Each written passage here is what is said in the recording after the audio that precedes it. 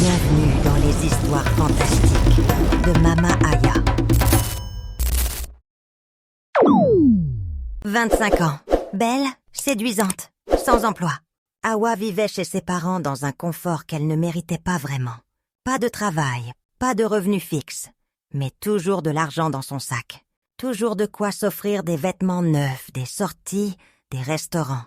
Comment? Elle avait sa méthode. Une méthode qu'elle avait perfectionnée au fil des années. Awa méprisait les hommes. Elle le disait ouvertement à ses amis, sans la moindre gêne. Pour elle, ils n'étaient que des portefeuilles ambulants, des proies faciles à manipuler, des idiots prêts à tout pour un sourire, un regard, une promesse. Sa beauté était son arme, son charme, sa stratégie, son intelligence, son bouclier. Elle séduisait, obtenait ce qu'elle voulait, puis disparaissait sans un regard en arrière. Pas de remords, pas de regrets, juste la satisfaction d'avoir gagné une nouvelle bataille. Elle avait commencé jeune, 18 ans. Un premier homme, un homme d'affaires dans la cinquantaine, l'avait approchée à la sortie de l'université. Il lui avait offert un cadeau, puis un autre, puis de l'argent. Awa avait rapidement compris le pouvoir qu'elle détenait. Les hommes étaient faibles, ils étaient prévisibles, ils voulaient tous la même chose. Et elle savait exactement comment les tenir à distance, tout en vidant leurs poches. Les relations intimes, elle les évitait autant que possible, sauf quand cela lui rapportait vraiment gros. Sinon, elle savait garder les hommes à distance, tout en leur soutirant leur argent. Des promesses, des sourires, quelques messages tendres, des excuses bien trouvées, une maladie imaginaire, un parent malade, un problème urgent. C'était toujours suffisant. Les hommes comprenaient, ou plutôt ils voulaient comprendre. Ils espéraient, et cet espoir les maintenait accrochés. Awa avait une règle d'or, ne jamais s'attacher, ne jamais laisser les sentiments interférer. Les hommes n'étaient que des moyens, des outils, des ressources, rien de plus. Elle avait vu trop d'amis tomber amoureuses, se faire avoir, se retrouver seule et brisée. Pas elle, elle était plus intelligente, plus forte, plus rusée. Elle se croyait invincible, protégée par sa beauté et son intelligence. Personne ne pouvait la toucher, personne ne pouvait la démasquer, personne ne pouvait la punir. Du moins, c'est ce qu'elle pensait. Elle se regardait dans le miroir chaque matin et souriait. Le monde lui appartenait, les hommes lui appartenaient. Tout était sous contrôle. Jusqu'à ce jour au supermarché. C'était un mardi après-midi. Awa faisait ses courses tranquillement. Elle était de bonne humeur. Elle venait de recevoir un virement d'un de ses prétendants. 300 000 francs, pour rien, juste parce qu'il l'aimait, disait-il. Elle avait ri en lisant son message. Les hommes étaient vraiment pathétiques.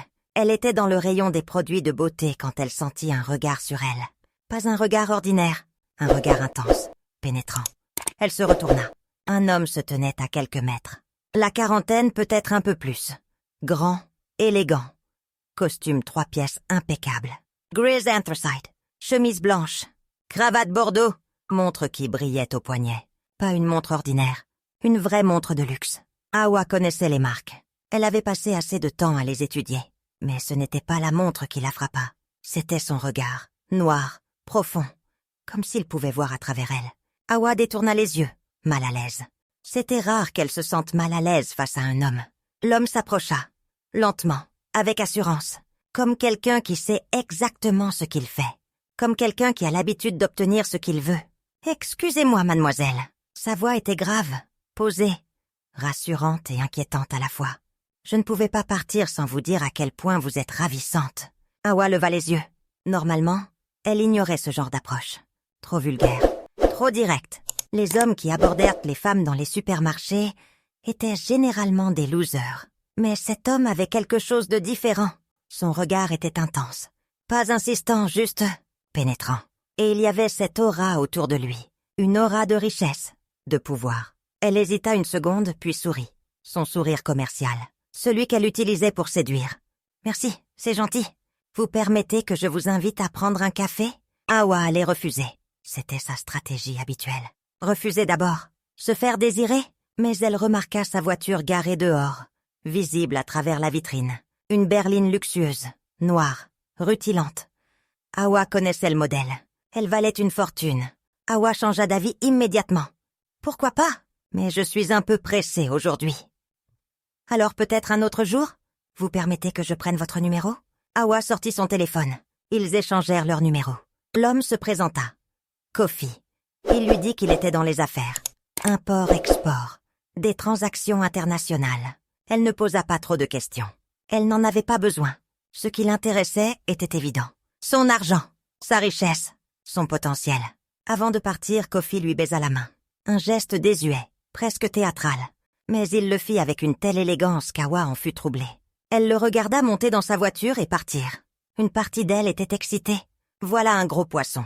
Un très gros poisson. Le premier appel arriva le soir même. Awa était dans sa chambre quand son téléphone sonna. Un numéro inconnu. Elle décrocha. « Bonsoir, Awa. » Cette voix, grave, enveloppante. Awa se cala contre ses oreillers. « Bonsoir, Kofi. J'espère que je ne vous dérange pas. »« Non, pas du tout. Je voulais juste savoir si vous étiez bien rentré. Et vous dire que j'ai beaucoup pensé à vous cet après-midi. » Awa sourit. Ça commençait bien. Ils discutèrent pendant près d'1 heure. Kofi parlait bien. Vraiment bien. Pas de vulgarité, pas de sous-entendus déplacés. Il posait des questions sur elle.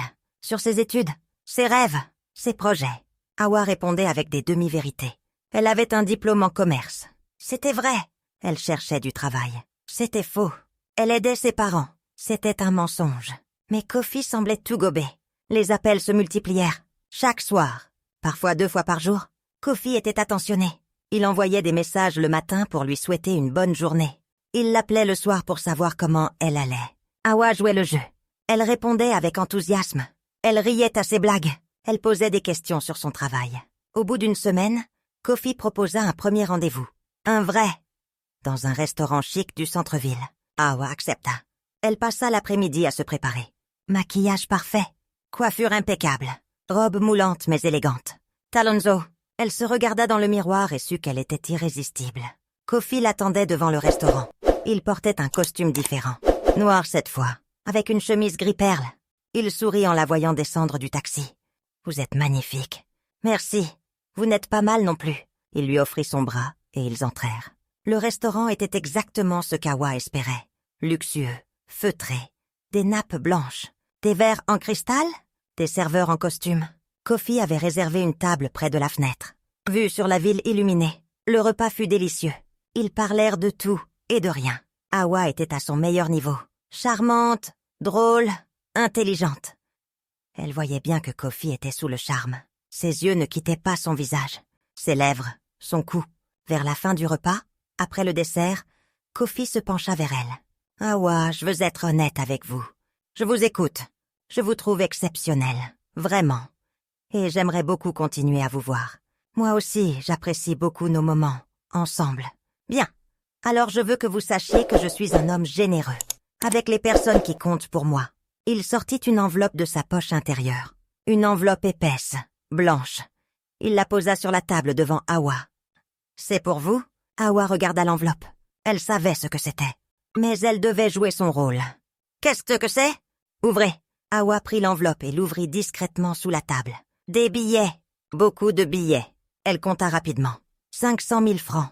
Elle leva les yeux vers Kofi, feignant la surprise. « Mais pourquoi ?»« Parce que j'ai envie de prendre soin de vous. Vous m'avez dit que vous cherchiez du travail. En attendant, je veux vous aider. » Awa protesta faiblement, pour la forme. C'était important de ne pas paraître trop intéressée, de montrer qu'elle n'était pas ce genre de fille. « C'est trop. Je ne peux pas accepter. »« Si, vous pouvez. Et vous allez accepter. Parce que ça me fait plaisir. » Awa baissa les yeux, comme si elle était gênée. Puis elle glissa l'enveloppe dans son sac. « Merci. C'est vraiment gentil. » Kofi sourit. Il appela le serveur et régla l'addition. Puis il raccompagna Awa à sa voiture. Un chauffeur attendait. Awa n'avait même pas remarqué qu'il avait un chauffeur. Devant la voiture, Kofi prit sa main. « Passez une bonne soirée, Awa. Je vous appelle demain. »« Bonne soirée, Kofi. » Il se pencha et l'embrassa sur la joue. Un baiser doux, respectueux. Puis il ouvrit la portière pour elle. Le chauffeur démarra et Awa rentra chez elle avec le sourire. 500 000 francs. Pour un simple dîner. Sans rien faire d'autre. Elle venait de toucher le jackpot. Les semaines suivantes furent une succession de rendez-vous, d'appels et d'argent. Beaucoup d'argent. Kofi l'emmenait dans les meilleurs restaurants. Il lui offrait des cadeaux. Des bijoux, des parfums, des vêtements. Et chaque fois, il y avait une enveloppe. Parfois 500 000, parfois 700 000, une fois 1 million. Awa ne posait pas de questions. Elle encaissait, remerciait et continuait son petit jeu. Elle jouait la femme intéressée, mais timide. La femme qui voulait prendre son temps. Kofi semblait comprendre. Il ne forçait rien. Il ne demandait rien. Juste sa compagnie. Mais Awa n'était pas dupe. Elle savait que tôt ou tard, Kofi voudrait plus. Tous les hommes voulaient plus. C'était juste une question de temps. Elle profitait donc du moment. Elle prenait l'argent. Elle économisait. Elle se disait qu'elle partirait avant que les choses ne se compliquent. Un jour, Awa eut une idée. Une idée brillante, pensa-t-elle. Elle appela Kofi, la voix tremblante. « Kofi, c'est Awa. Awa, qu'est-ce qui se passe? Tu as l'air bouleversée. C'est ma mère. Elle est malade. Très malade. Quoi? Qu'est-ce qu'elle a? Les médecins ne savent pas encore. Ils font des examens. Mais c'est grave. Et ça coûte cher. Très cher. » Il y eut un silence à l'autre bout du fil. Awa retint son souffle. Avait-elle été trop loin? De combien tu as besoin? Awa sentit son cœur bondir. Ça marchait. 2 millions. Mais je ne te demande pas ça. Je voulais juste te parler. J'avais besoin de t'entendre. Awa, écoute-moi. Je passe te voir ce soir. Ne t'inquiète pas. Je vais t'aider. Le soir même, Kofi arriva chez Awa. Elle l'attendait devant la maison. Il descendit de sa voiture et la serra dans ses bras. Comment va ta mère? Elle se repose. Les médecins l'ont mise sous traitement, en attendant les résultats. Bien, tiens. Il lui tendit une enveloppe. Awa l'ouvrit. 3 millions. 3 millions de francs. Elle leva les yeux, faussement surprise. Mais c'est trop. J'ai dit 2 millions. Prends tout. Pour les soins. Et au cas où il y aurait des complications. Awa le remercia avec des larmes dans les yeux. Des fausses larmes, bien sûr. Mais convaincantes. Kofi la serra à nouveau contre lui. Je suis là pour toi. Tu n'es pas seul. Awa jubilait intérieurement. 3 millions. En une seule fois. Pour un mensonge. C'était trop facile. Les hommes étaient vraiment des idiots. Mais après ce jour, quelque chose changea. Kofi devint plus insistant. Il voulait passer plus de temps avec elle. Il parlait de relations sérieuses. Il voulait qu'elle rencontre sa famille. Et surtout, il voulait passer la nuit avec elle.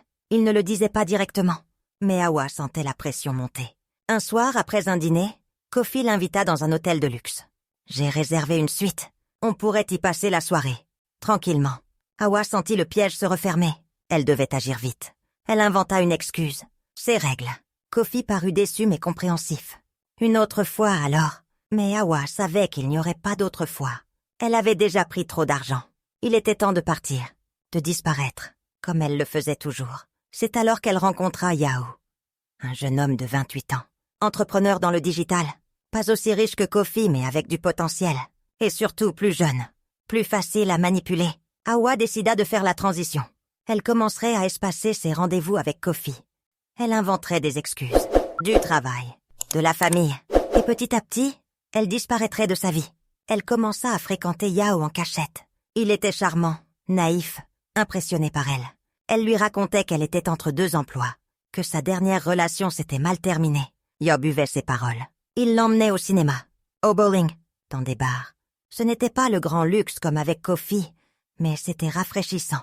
Un soir, Awa donna rendez-vous à Yao dans un restaurant du quartier.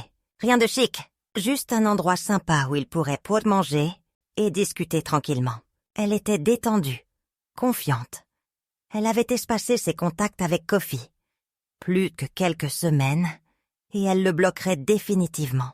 Ils étaient assis à une table près de l'entrée. Ils riaient, ils buvaient. Yo racontait une histoire drôle sur son associé. Awa écoutait distraitement, le sourire aux lèvres. Elle était bien, sans pression, sans calcul.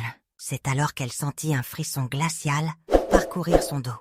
Elle leva les yeux, et elle le vit, debout à l'entrée du restaurant. Immobile. Kofi. Il ne bougeait pas. Il la regardait fixement. Ses yeux étaient différents, froids, vides, noirs comme la nuit. Awa sentit son sang se glacer. Son cœur s'arrêta de battre pendant une seconde. Elle ne pouvait plus respirer. Yo, à côté d'elle, continuait de parler, inconscient du danger. Awa voulait dire quelque chose, mais aucun son ne sortait de sa gorge. Kofi resta là pendant ce qui sembla une éternité. Puis, lentement, il fit demi-tour et sortit. Pas de scandale, pas de cris, pas de confrontation. Juste ce regard qui la transperçait, ce regard qui disait tout. Awa essaya de se ressaisir. Elle rit nerveusement. Elle but une gorgée d'eau. Yo la regarda, inquiet. « Ça va? Tu es toute pâle? »« Oui. C'est juste, j'ai eu un vertige. Ça va passer. » Mais ça ne passait pas. Awa tremblait. Ses mains tremblaient. Elle ne pouvait pas finir son repas. Elle prétexta un mal de tête et demanda à Yao de la raccompagner. Il accepta, préoccupé. Dans le taxi, Awa regardait par la fenêtre. Elle avait peur. Une peur irrationnelle. Une peur qu'elle n'avait jamais ressentie auparavant. Elle se répétait que ce n'était rien. Que Kofi était juste un homme jaloux. Qu'il allait s'en remettre. Mais au fond d'elle, elle savait que quelque chose n'allait pas. Le lendemain matin, elle se réveilla avec son téléphone qui vibrait. Un message. D'un numéro inconnu. Awa l'ouvrit. « Tu croyais pouvoir te jouer de moi? Les conséquences devront désormais être assumées. » Awa lut le message plusieurs fois. Son cœur battait fort. Elle vérifia le numéro. Ce n'était pas celui de Kofi. C'était un autre numéro. Elle essaya d'appeler. Numéro invalide. Elle eut un petit rire nerveux. Une menace? Vraiment? Elle en avait vu d'autres? Les hommes frustrés menaçaient toujours. Ils disaient qu'ils allaient m'en faire ceci, faire cela. Mais ils ne faisaient jamais rien. C'était juste des mots. Des paroles en l'air. Elle bloqua le numéro et passa à autre chose. Elle prit sa douche, s'habilla, descendit prendre son petit déjeuner. Tout était normal. La vie continuait. Mais elle avait tort. 3 jours plus tard, les choses commencèrent. Et elles commencèrent d'une manière qu'Awa n'aurait jamais pu imaginer. C'était un jeudi après-midi. Awa était dans le couloir de sa maison, entre le salon et la cuisine. Elle portait un plateau avec des verres. Sa mère recevait des amis et lui avait demandé de l'aider. Awa marchait tranquillement quand elle entendit une voix derrière elle. « Awa !» Une voix douce, familière, mais déformée. Comme un écho. Awa se retourna brusquement. Le plateau faillit lui échapper des mains. Le couloir était vide. Personne. Elle regarda à droite, à gauche. Rien. Son cœur battait fort. Elle se dit qu'elle avait imaginé. Le stress, la fatigue. Elle reprit sa marche. « Awa, tu ne peux pas m'échapper !» Cette fois, la voix était plus proche, plus forte. Awa lâcha le plateau. Les verres se brisèrent sur le sol dans un fracas assourdissant. Sa mère accourut. « Qu'est-ce qui se passe ?» Awa était blanche comme un linge. Elle tremblait. Elle regardait fixement le couloir vide. « Tu n'as pas entendu ? Entendu quoi ?» La voix. Quelqu'un a appelé mon nom. Sa mère la regarda, inquiète. « Il n'y a personne ici à part nous, ma chérie. Tu es sûre que ça va ?» Awa hocha la tête, mais elle n'était sûre de rien. Elle aida sa mère à ramasser les débris de verre et remonta dans sa chambre. Elle s'allongea sur son lit, le cœur encore battant. Elle se dit qu'elle avait besoin de repos, que son esprit lui jouait des tours. Le soir même, alors qu'elle regardait la télévision dans le salon, un objet tomba juste à côté d'elle. Enfin, c'est ce qu'elle crut. Elle entendit un bruit sourd, comme quelque chose de lourd qui s'écrasait sur le carrelage. Elle sursauta et se leva d'un bond. Elle regarda autour d'elle. Rien. Rien n'était tombé. Le sol était vide. Le plafond était intact. Mais elle avait entendu. Elle en était certaine. Awa éteignit la télévision et monta dans sa chambre. Elle ferma la porte à clé. Elle se glissa sous ses couvertures et essaya de dormir. Mais le sommeil ne venait pas. Elle fixait le plafond dans le noir. Chaque bruit la faisait sursauter. Le vent dans les arbres, le craquement du bois, le ronronnement du réfrigérateur. Elle finit par s'endormir vers 3 heures du matin. Mais son sommeil fut agité. Elle rêva de Kofi. Il se tenait debout dans une pièce sombre. Il la regardait. Il souriait. Un sourire glacial. Puis il levait la main et pointait son doigt vers elle. Awa voulait courir, mais ses jambes ne bougeaient pas. Elle voulait crier, mais aucun son ne sortait. Elle se réveilla en sueur. Le souffle court. Il faisait jour. Elle se dit que c'était juste un cauchemar. Rien de plus. Elle descendit prendre son petit déjeuner. Sa mère était dans la cuisine, comme d'habitude. Elle préparait du café. Awa s'approcha pour l'embrasser sur la joue. C'est alors que ça arriva. Une gifle, violente, puissante, comme si une main invisible l'avait frappée de toutes ses forces. La tête d'Awa partit sur le côté. Elle sentit la douleur exploser dans sa joue, dans sa mâchoire. Ses oreilles bourdonnèrent. Sa vision se troubla. Elle perdit l'équilibre et tomba en arrière. Sa tête heurta le coin de la table, puis le sol. Elle entendit sa mère hurler, puis plus rien, le noir. Quand Awa reprit conscience, elle était dans une ambulance. Sa mère était à côté d'elle, en larmes. Elle tenait sa main. Elle murmurait des prières. Awa voulut parler, mais sa bouche ne répondait pas. Elle voulut bouger, mais son corps était lourd, tellement lourd. À l'hôpital, les médecins l'examinèrent. Ils firent des scanners, des radios, des analyses de sang. Ils cherchèrent une commotion cérébrale, un traumatisme crânien, un AVC, quelque chose, n'importe quoi. Mais ils ne trouvèrent rien. Rien qui explique son évanouissement. Rien qui explique la marque rouge sur sa joue. une marque comme celle d'une gifle. Mais il n'y avait personne. Personne ne l'avait touchée. Hawa resta hospitalisée pendant 2 jours. Elle ne parlait presque pas. Elle fixait le plafond. Elle réfléchissait. Elle essayait de comprendre. Mais rien n'avait de sens. Kofi, le message, la voix, l'objet, la gifle, tout était lié. Elle le savait. Mais comment? Quand elle rentra chez elle, l'atmosphère avait changé. Ses parents la regardaient différemment. Avec inquiétude, avec méfiance, avec peur. Sa mère pleurait souvent.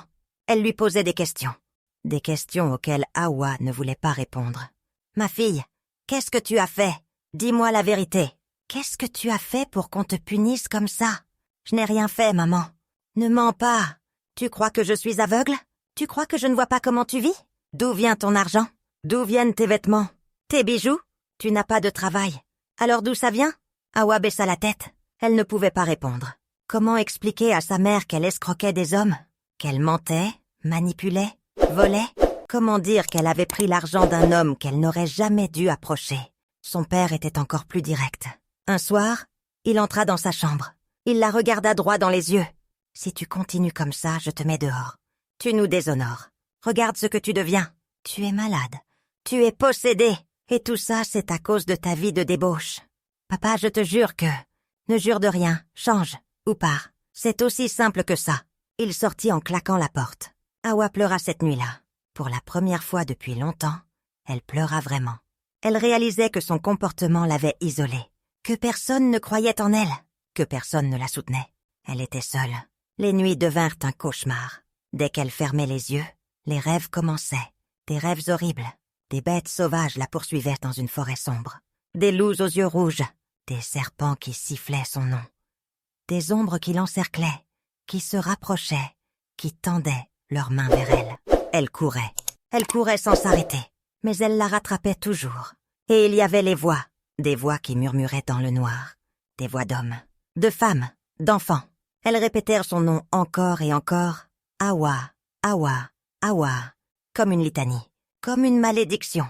Elle se réveillait en sueur, le souffle court, le cœur battant, à tout rompre. Ses draps étaient trempés, son oreiller était mouillé de larmes. Parfois, elle criait dans son sommeil. Ses parents accouraient.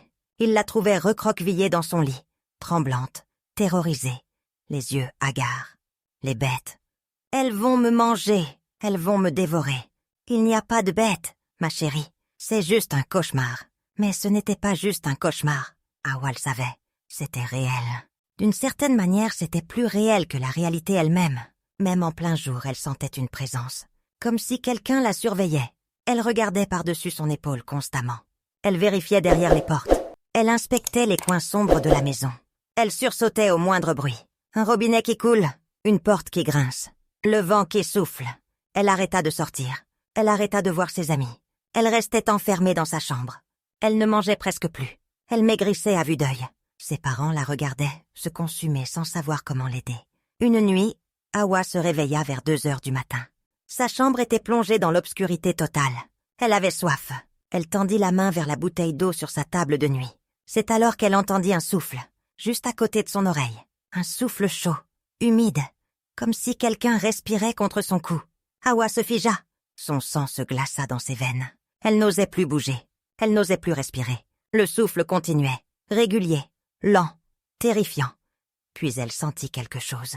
Une main froide qui se posait sur son épaule. Des doigts glacés qui serraient sa peau. Hawa hurla, un cri strident qui réveilla toute la maison. Elle alluma sa lampe d'un geste brusque. La pièce était vide. Personne. Mais son épaule était froide, glacée, comme si on venait vraiment de la toucher. Ses parents entrèrent en trombe. Ils la trouvèrent recroquevillée contre la tête de lit, les yeux exorbités, tremblant de tous ses membres. « Il était là. Il m'a touché. Il était juste là. »« Qui était là? »« Je ne sais pas. Je ne sais pas. » Sa mère la serra dans ses bras. Hawa pleura comme une enfant. Une peur panique l'habitait. Une peur qu'elle ne pouvait plus contrôler. Le lendemain, Hawa refusa de dormir dans sa chambre. Elle s'installa dans le salon, toutes lumières allumées. Mais même là, elle ne se sentait pas en sécurité. Elle avait l'impression que quelque chose rôdait, que quelque chose attendait, que quelque chose se préparait. Une semaine plus tard, alors qu'elle était assise sur le canapé, elle vit une ombre passer devant elle. Rapidement, comme une silhouette humaine, mais déformée. Hawa bondit sur ses pieds. « Tu as vu ça ?» Sa mère, qui lisait dans son fauteuil, leva les yeux. « Vu quoi ?»« L'ombre. Il y avait une ombre qui est passée devant moi. »« Hawa, il n'y a rien.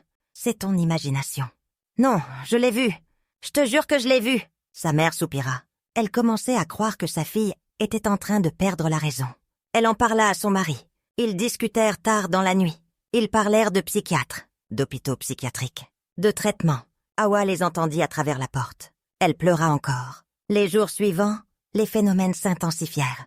Des objets tombèrent des étagères. Des portes claquaient toutes seules. Des lumières s'éteignaient et se rallumaient sans raison.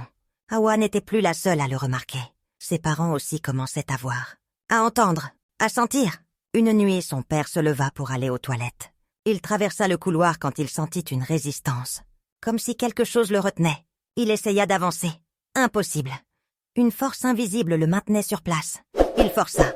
La résistance céda brusquement, et il faillit tomber. Il regarda autour de lui. Rien, personne. Mais il avait senti. Il en était certain. Le lendemain matin, il convoqua toute la famille. Son visage était grave. Il faut faire quelque chose. Cette maison n'est plus normale. Hawa n'est plus normale. Il se passe des choses que je ne comprends pas. Et je ne veux plus vivre dans la peur. C'est alors que le grand-père d'Hawa fut appelé. Un homme respecté, un sage du village. Il avait plus de 70 ans. Cheveux blancs, regard perçant. Il était connu pour sa foi et sa connaissance des choses spirituelles. Quand il entendit parler de l'état d'Hawa, il n'hésita pas une seconde. « Amenez-la chez moi, immédiatement. C'est une attaque mystique, je le sens. » Le jour même, Hawa fut conduite au village. Un voyage de 3 heures, en voiture. Elle était assise à l'arrière, silencieuse, le regard vide. Elle ne parlait plus beaucoup. Elle était comme une coquille, vide. Un fantôme de ce qu'elle avait été. Le village était calme, paisible. Loin du bruit de la ville. Des maisons en terre rouge. Des arbres immenses. Des poules qui couraient partout. Hawa descendit de la voiture et respira l'air pur. Pour la première fois depuis des semaines, elle se sentit un peu mieux. Son grand-père l'accueillit avec tendresse. Il la serra dans ses bras longuement. « Ma petite fille, qu'est-ce qu'ils t'ont fait ?» Hawa ne répondit pas. Elle ne savait pas quoi dire. Son grand-père la conduisit dans une petite chambre au fond de la maison. Simple, propre, un lit, une table, une chaise, une fenêtre qui donnait sur la cour. « Tu vas dormir ici. Repose-toi. On commence demain. » Hawa hocha la tête. Elle était épuisée. Elle se coucha tout habillée et s'endormit presque instantanément. Pour la première fois depuis longtemps, elle dormit profondément. Sans rêve, sans cauchemar, juste le néant, le repos. Mais cette paix ne dura pas. Vers 3 heures du matin, Hawa se réveilla brusquement. Elle ne savait pas pourquoi. Elle ouvrit les yeux. La chambre était dans le noir. Elle chercha l'interrupteur à tâtons. C'est alors qu'elle sentit la présence. Une présence lourde, oppressante, malveillante. Elle tourna la tête vers la porte. Son cœur s'arrêta. Un homme se tenait là, debout, immobile, silencieux, petit, très petit. Il portait une soutane noire, comme un prêtre, mais ce n'était pas un prêtre. Hawa le savait. Elle le sentait. L'homme commença à avancer, lentement. Un pas, puis un autre. À chaque pas, il grandissait, littéralement. Sa taille augmentait. 2 mètres, 2 mètres 50, 3 mètres. Il se penchait maintenant pour ne pas toucher le plafond. Sa tête était énorme, déformée. Ses yeux brillaient dans le noir, rouges, comme des braises, comme du feu. Hawa voulut crier, mais aucun son ne sortit. Elle voulut bouger, mais son corps était paralysé. Elle était prisonnière de son propre corps. L'homme continua d'avancer jusqu'au pied du lit. Il se pencha vers elle. Son visage était si proche qu'Hawa pouvait sentir son haleine. Une odeur de terre, de pourriture, de mort. Puis il parla. Sa voix était grave, caverneuse. Elle résonnait dans toute la pièce. « Tu vas rembourser tout ce que tu as pris. » Hawa sentit les larmes couler sur ses joues. Elle tremblait. Elle suppliait intérieurement. « Pitié, pitié, pitié. » L'homme leva sa main. Une main énorme, disproportionnée. Il la frappa. Un coup violent au visage. Hawa sentit la douleur exploser dans son crâne, dans ses dents, dans ses os. Elle ferma les yeux sous l'impact. Son corps fut projeté sur le côté. Quand elle les rouvrit, l'homme avait disparu. Volatilisé, comme s'il n'avait jamais été là. Mais la douleur, elle, était bien réelle. Son visage la brûlait. Sa mâchoire pulsait. Elle porta sa main à sa joue. Elle était gonflée, chaude. Hawa hurla, un cri strident, désespéré, terrifié. Un cri qui réveilla toute la maison. Son grand-père fut le premier à arriver. Il alluma la lumière. Hawa était recroquevillée dans son lit, sanglotant, tremblant de tous ses membres. Son visage était rouge, enflé, comme si quelqu'un l'avait vraiment frappé. « Il était là! Il m'a frappé! Il veut que je rembourse !» Son grand-père s'approcha. Il posa sa main sur son front. Hawa était brûlante. Il regarda sa joue. La marque était visible, réelle. Ce n'était pas son imagination. Quelque chose ou quelqu'un l'avait frappé. « Grand-père, qu'est-ce qui se passe? Qu'est-ce que j'ai fait ?» Le vieil homme soupira. Il s'assit sur le bord du lit. « Demain, tu me raconteras tout. Et on ira voir quelqu'un qui peut t'aider. » Cette nuit-là, personne ne dormit. La mère d'Hawa resta avec elle, la tenant dans ses bras comme une enfant. Hawa pleurait sans s'arrêter. Elle avait peur, tellement peur. Elle ne voulait plus dormir. Elle ne voulait plus fermer les yeux. Elle avait peur de ce qu'elle pourrait voir. Chers amis, si cette histoire te touche et que tu veux connaître la suite, abonne-toi dès maintenant. Tu ne veux pas rater ce qui va se passer ensuite. Le lendemain matin, son grand-père l'emmena chez le guérisseur. Ils marchèrent pendant près d'1 heure dans le village. Le guérisseur habitait à l'écart, dans une maison isolée entourée d'arbres. Un vieil homme aux cheveux blancs, maigre, le visage marqué par le temps. Mais ses yeux étaient vifs, perçants. Il semblait ne pouvoir voir à travers les gens. Le guérisseur fit asseoir Hawa sur une natte. Il la regarda longuement en silence, puis il ferma les yeux. Il murmura des mots dans une langue qu'Hawa ne comprenait pas. Après plusieurs minutes, il rouvrit les yeux. « Tu as pris l'argent d'un homme lié au monde occulte, un homme dangereux. Il t'a jeté une malédiction mortelle. Tu dois payer ta dette, spirituellement et physiquement. Sinon, tu mourras avant la fin du mois. » Hawa éclata en sanglots. Elle raconta tout. Kofi, la rencontre au supermarché, l'argent, les mensonges, le faux prétexte de la mère malade, le restaurant, la trahison, le message, tout. Elle vida son sac. Elle n'avait plus rien à cacher, plus rien à perdre. Le guérisseur écoutait sans l'interrompre. Quand elle eut fini, il hocha la tête gravement. « Cet homme n'est pas un homme ordinaire. Il a des liens avec des forces obscures. Tu as pris son argent sans savoir qu'il était imprégné de sang. The rituals, the sacrifices. Cet argent était piégé.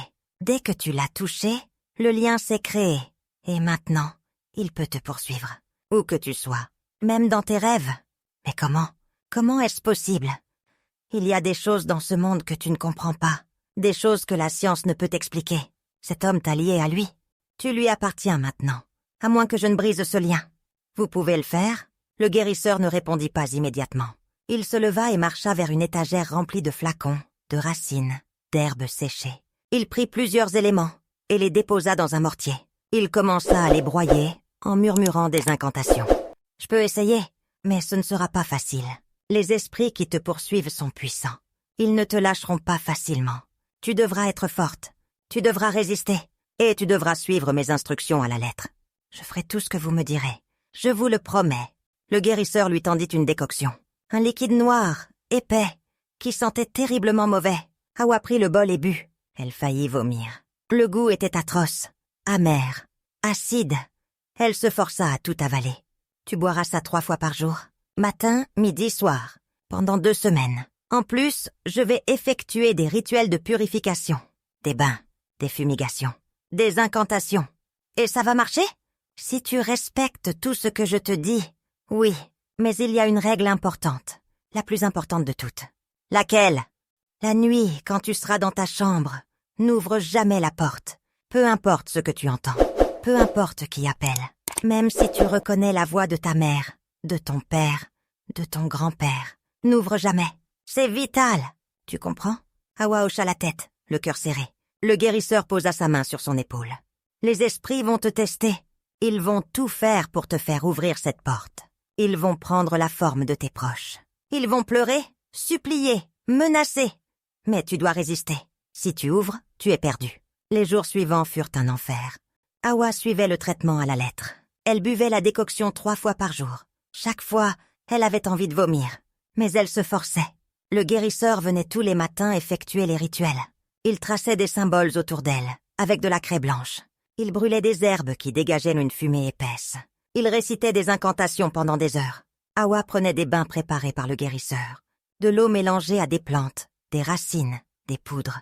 L'eau était froide, glacée. Elle devait y rester immergée pendant au moins 21 minutes. Elle en ressortait tremblante, les lèvres bleues.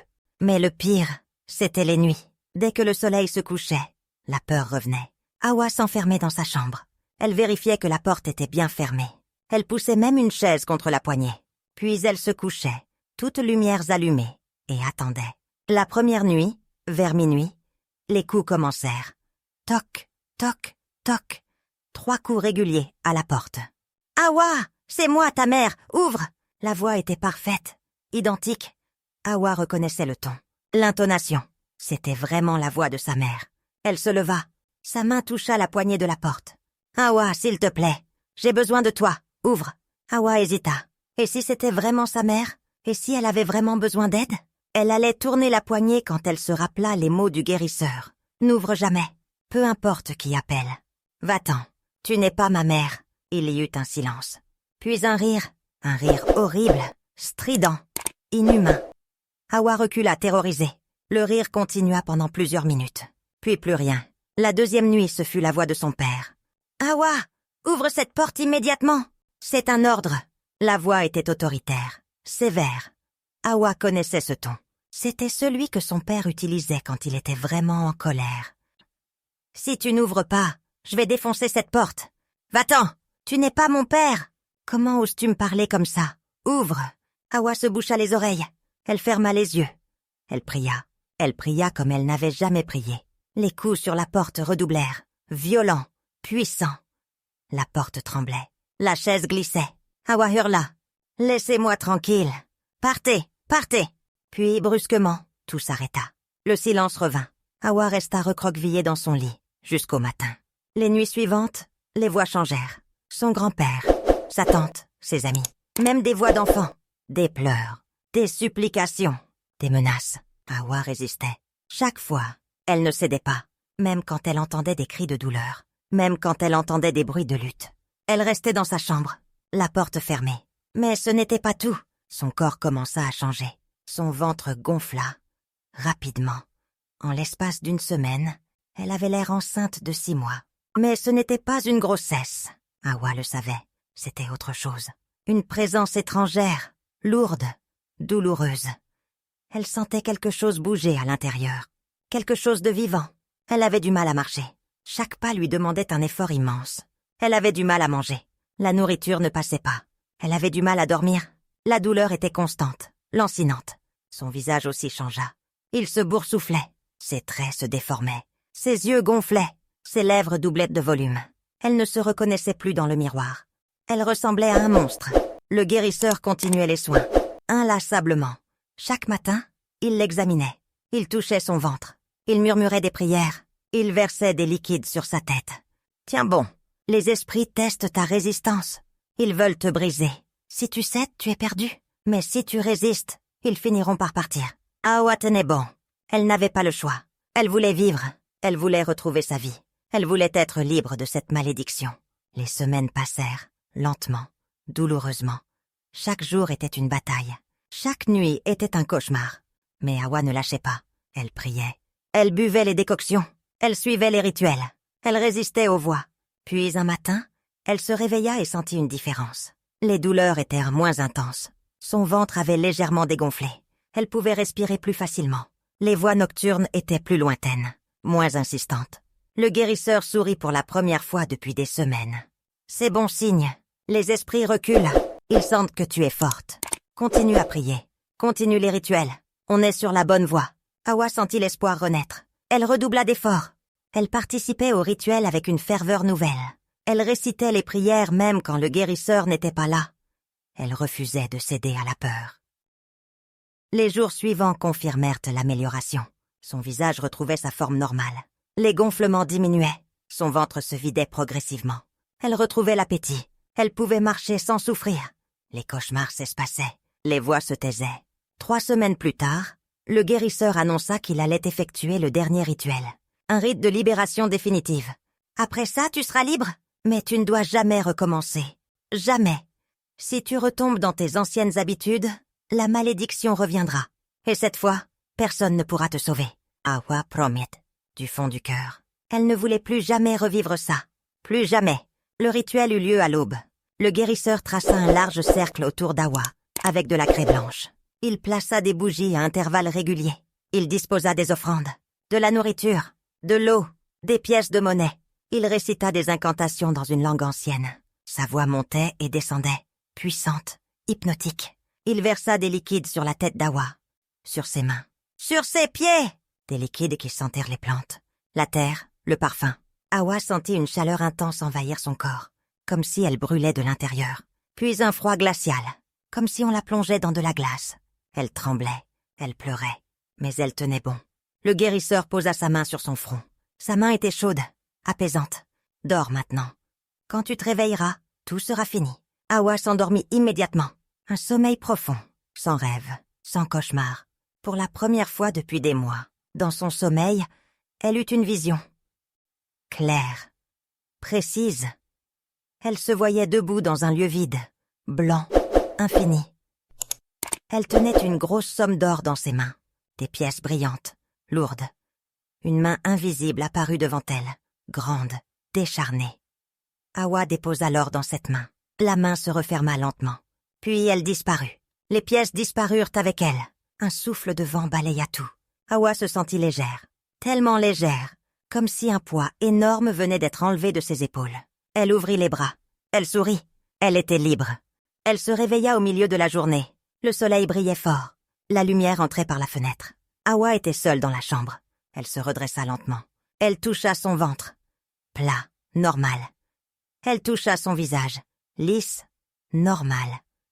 Elle se leva. Ses jambes la portaient sans difficulté. Plus de douleur, plus de lourdeur. Elle sortit de la chambre. Son grand-père et le guérisseur l'attendaient dans la cour. Il souriait. « C'est fini !» dit le guérisseur. « La dette est payée. Le lien est brisé. Tu es libre. » Hawa tomba à genoux. Elle pleura. Des larmes de soulagement. De gratitude. De repentance. Elle remercia le guérisseur encore et encore. Il posa sa main sur sa tête. « Va, et ne reviens jamais. Vis ta vie honnêtement. Respecte les autres. Respecte Dieu. C'est la seule façon de rester libre. » Les jours suivants confirmèrent la guérison. Plus de voix, plus de cauchemars, plus de douleur, plus de présence. Hawa retrouvait lentement ses forces. Elle mangeait normalement. Elle dormait paisiblement. Elle souriait à nouveau. Elle resta encore une semaine au village. Pour se reposer, pour se ressourcer, pour réfléchir. Elle passait ses journées à aider son grand-père. Elle cuisinait, elle nettoyait, elle s'occupait du jardin. Des gestes simples, humbles, mais qui lui faisaient du bien. Son grand-père lui parla longuement. Il lui raconta des histoires de leur famille, des histoires de sagesse, des histoires de mise en garde. La beauté est un don, lui dit-il un soir, un don précieux. Mais comme tous les dons, elle peut devenir une malédiction si on l'utilise mal. Tu as joué avec le feu, tu as manipulé, tu as menti, tu as volé. Et regarde où ça t'a mené, au bord de la mort. Apprendre de tes erreurs. Et surtout, réconcilie-toi avec Dieu. C'est lui qui t'a gardé en vie. C'est lui qui t'a donné une seconde chance. Hawa écouta. Elle pleura. Elle promit. Elle promit de changer. Elle promit d'être meilleure. Elle promit de ne plus jamais emprunter ce chemin. Quand elle retourna chez ses parents, tout était différent. Elle était différente. Elle trouva un petit travail dans un salon de coiffure. Rien de glorieux, mais honnête. Elle gagnait peu, mais c'était son argent. Un argent propre. Un argent qu'elle avait mérité. Elle coupa les ponts avec ses anciennes amies. Celles qui l'encourageaient dans ses manipulations. Celles qui riaient de ses exploits. Celles qui applaudissaient ses mensonges. Elle ne voulait plus rien avoir à faire avec elle.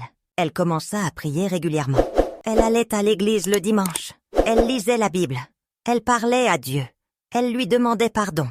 Elle lui demandait de la guider, de la protéger, de ne plus jamais la laisser tomber aussi bas. Elle aidait sa mère à la maison.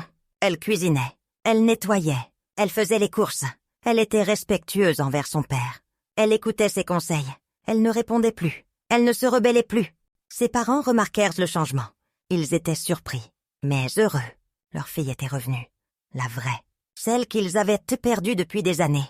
Chaque soir avant de dormir, Hawa répétait une phrase que le guérisseur lui avait apprise. Que ma beauté serve la vie et non la malédiction. Elle la répétait comme une prière. Comme un rappel, comme un bouclier contre la tentation. Elle ne revit jamais Kofi. Elle ne chercha jamais à savoir qui il était vraiment, où il était. ce qu'il faisait. Elle préférait oublier, tourner la page, avancer, reconstruire sa vie sur de nouvelles bases. Des bases solides, honnêtes, pures. Les mois passèrent. Puis les années. Hawa devint une femme différente. Plus humble, plus sage, plus prudente. Elle avait appris la leçon la plus dure de sa vie. Une leçon qu'elle n'oublierait jamais. Certaines dettes ne se paient pas qu'avec de l'argent. Elles se paient avec le sang, la sueur, les larmes, la souffrance. Et parfois, elles coûtent presque la vie. Hawa avait frôlé la mort. Elle avait regardé dans les yeux de l'au-delà. Et elle était revenue. Mais elle était revenue changée, transformée, purifiée. Elle comprit que l'argent facile n'existe pas, que tout a un prix, que chaque action a des conséquences, que le mal finit toujours par se retourner contre celui qui le commet. Elle comprit aussi que la beauté peut être une arme, mais qu'une arme peut tuer celui qui la porte, si on ne sait pas s'en servir. Elle avait utilisé sa beauté pour détruire, pour manipuler, pour voler. Et sa beauté avait failli la détruire en retour. Maintenant, elle utilisait sa beauté différemment. Pour sourire aux enfants, pour réconforter les personnes âgées, pour encourager les jeunes filles perdues comme elle l'avait été. Elle racontait parfois son histoire, en gardant les détails pour elle, mais en transmettant la leçon. Ne jouez pas avec le feu. Ne prenez pas ce qui ne vous appartient pas. Ne manipulez pas les autres. Tout finit toujours par se payer. Chers amis, Mama Aya vous conseille de ne jamais prendre ce qui ne vous appartient pas, surtout quand cela vient de sources douteuses. L'argent facile porte toujours un prix caché, et ce prix peut être bien plus lourd que ce que vous avez reçu. Soyez honnête dans vos relations, respectez les autres, et ne laissez jamais votre beauté ou votre intelligence devenir des outils de manipulation. Ce que vous semez aujourd'hui, vous le récolterez demain, dans ce monde ou dans un autre. Restez sur le chemin de l'intégrité, car c'est le seul qui mène à la vraie paix. C'était votre conteuse dans les histoires fantastiques de Mama Aya. Si vous avez aimé cette histoire, pensez à vous abonner et à activer la cloche de notification pour ne rien manquer des prochaines aventures. Laissez aussi un commentaire chaleureux pour m'encourager et dites-moi depuis quel pays vous avez suivi cette histoire.